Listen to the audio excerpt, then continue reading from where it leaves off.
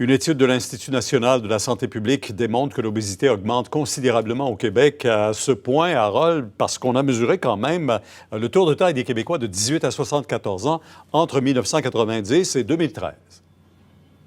Oui, et les derniers chiffres en 2013, Pierre, c'était, vous allez voir sur le tableau, 40 de la population adulte québécoise qui souffre d'obésité abdominale. C'est 2,3 millions d'adultes. Et autant chez les hommes que chez les femmes, voici d'autres chiffres. Depuis 1990, on est passé, ça a plus que doublé, là. On est passé de 21 à 48 chez les femmes et de 14 à 32 chez les hommes.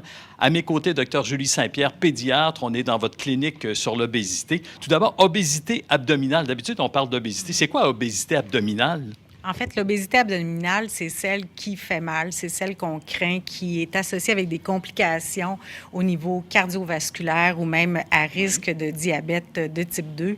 Quand on regarde au niveau des moyennes qui ont été publiées, on se rend compte que 88 cm ou 35 de tour de pantalon chez la femme, c'est quand même des mesures qui sont pas si hautes que ça. C'est critique quand même. C'est critique. Et chez l'homme, 40 de tour de pantalon ou 102 cm.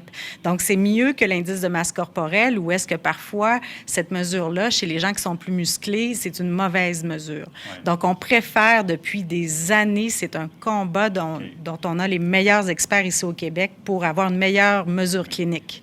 Et en terminant, ce que vous craignez, c'est que vous dites que chez les enfants, on voit des tours de taille qui sont catastrophiques. Bien, ici, c'est sûr que sur les 300 familles qu'on suit, 100 des enfants qu'on a ici ont un tour de taille qui est anormal. On a des chartes internationales maintenant au niveau médical. Il faut enseigner à nos pédiatres, nos médecins de famille à les utiliser. Mais la proportion gagne du terrain. On sait que nos tout-petits, un tiers des tout-petits ont déjà un indice de masse corporelle anormal. Donc, le tour de taille suit habituellement. Merci, Dr Saint-Pierre. On aura beaucoup plus à vous dire dans un reportage qu'on vous présentera un peu plus tard. Merci. Au revoir.